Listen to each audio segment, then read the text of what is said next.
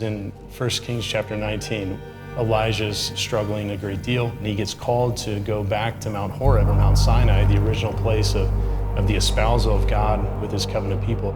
He ends up having to suffer through an experience of a great wind, fire, and an earthquake. As he's praying and waiting for the revelation of God, he has an experience of hearing God's voice in the whisper. I think it's probably safe to say we live in one of the noisiest times in human history. It's really difficult to hear what God wants to say to us. Silence is crucial. It creates the space and disposes the soul to hear him call me by name.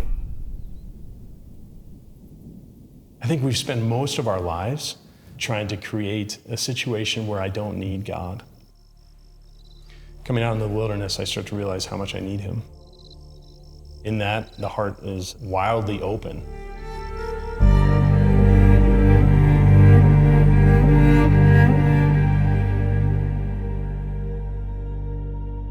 In the New Testament, the Gospels, we'll see Jesus going off into the wilderness to a lonely place. And I think you can see that as synonymous with a silent place, a quiet place. And I mean, this is God. Jesus is God. But God, in his full humanity, needs quiet. He needs silence because it's one of the most appropriate places for him to find that unity that he exists in. He's giving us an example of saying, come with me to the wilderness. Come with me out into the silence. That's what he does whenever he calls us on retreat. We're just imitating Jesus. A priest friend of ours had recommended Patris Corde, and yeah, there's those thoughts of, I don't have the time to do this.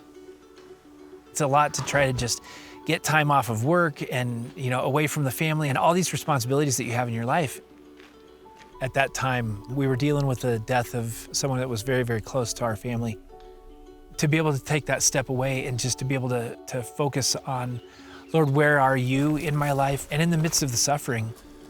And then what's the message in that? And where are you leading us now? The time that I was able to spend here was just beautiful because I was able to really and truly focus on the voice of God. What made me want to initially go on a silent retreat is just wanting to draw closer to God. And at the same time, I was feeling a crisis at work and not really knowing where I wanted to go with my career. I was working in finance and was just not happy in the work. I was feeling a pull to counseling, which was like 180 from what I was originally doing. I went in with the intention to pray about the career change to go into counseling and to be a therapist. I left the retreat having total peace with this, just God has a plan and I just have to trust. In the silence, there's a place in which he can speak to my heart more, but also that I'm just more aware of his presence, a knowing that he is there, a being held by him in a way that he's holding me always. Like any person in today's society, there's a lot of questions that I have about what's going on. And in the silence, I have been able to follow a path that God wants me to follow down a thought process that I would never think about. To understand where he might be leading me or people around me. God and I had a lot of conversations because there were some things I wasn't too happy about. To be able to be by yourself with him, it was very powerful, and it was something I didn't really even know I needed. But it gave me a lot of renewal, yeah. The thing about the history of our faith, what we see and we read about in the Bible, is that the human experience is so much less about us seeking God and so much more about God seeking us. And so, yeah, periodically, human beings, we're drawn oftentimes to the silence. We're drawn to quiet because there's something in us that knows we need that. Every disciple, no matter what walk of life they're in, all of us need that quiet and intimacy with the Lord. I think that one of the things that you need to understand in going into prayer of this type is that the Lord is very gradual with you. There's nothing to fear when you're going to the one who has loved you eternally. He may, in his love, surface difficult areas of your life, but he does it in a very tender way in order to set you free.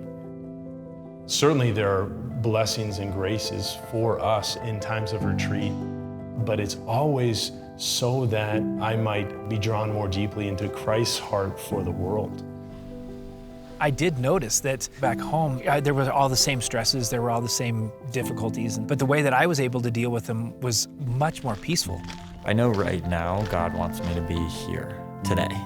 Patris Corde, the impact that it had was giving me that peace and knowledge that as long as I'm just showing up and working my hardest and continuing to follow him, I'll end up where he wants me. And I love retreat. Like, I love being there. I look forward to it. But by the end, like, I have a desire to go out. Like, I'm ready for the retreat to be done because that's where my mission comes from.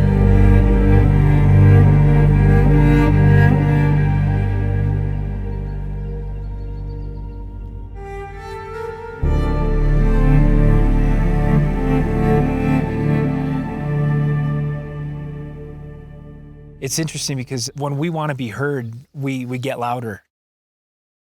If we want to hear the voice of God, we have to be quiet.